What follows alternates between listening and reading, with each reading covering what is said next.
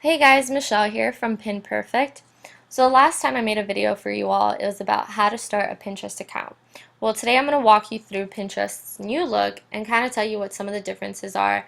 Um, Really, there's nothing big, major changes that you need to worry about. If you can navigate through your Pinterest page now, I can almost guarantee that you'll be able to navigate through their new look without a problem. So the first thing I did was go ahead and take a screenshot of what my homepage looked like before I switched over to the new look. So this is probably what you guys all have right now. So take a good look because this is the old and now this is the new. So as you can see, the first thing that really jumps out are the images. They're bigger, they're cleaner, they no longer have that white border that was going around them. And I think Pinterest really focused on making the images, their main focus of what your homepage is going to be. You still have the option to pin it or like it. If you click through to the images, you can see that even when you click through, they're a lot bigger now. Other than that, you still have your recent activities here on the left-hand side, but you no longer have that board that says who to follow. Instead, I'll get to how you can follow your friends. It's still pretty much the same way, but you just no longer have that little box that was above your recent activities. You still have your search bar here in the top left-hand corner, but your categories have changed. Before they were under the Pinterest logo here in the middle. Well, now you're going to go over to the top left-hand corner, and this is where your categories are. So you have your home feed, your popular page, everything, gifts, videos, and then of course all your different categories. So let's just say I want to see some home decor pins, and there I can go to all the pins within that category.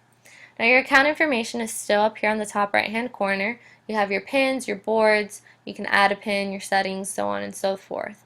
If I click on my pins, again, this is my account page. I can see my boards, my pins, or even my likes just by switching through the tabs. If I want to find my friends, I would go to my account information, scroll down to find friends, and then these are all my friends from my Facebook account that are also on Pinterest. These are people who I'm not currently following, but I can go ahead and look at their different Pinterest boards and follow them if I would like. I can also not only find friends from Facebook, but I can also find friends from Twitter. So that's a pretty nice option that I have now.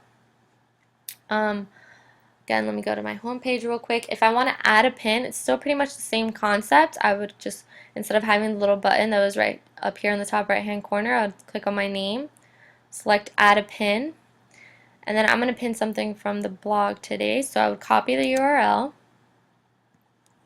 and then paste it down here. Again, I recommend adding pins with URLs so that they can link back to the websites. And then I would find images. This is really the main difference about when you're adding pins. Before it was that box and then you'd have to scroll through the different images that you want to choose. Now Pinterest, again, focusing on bigger, cleaner pictures. They give you all your options and then you can just click on whichever one you'd like. Make sure it's on the right board.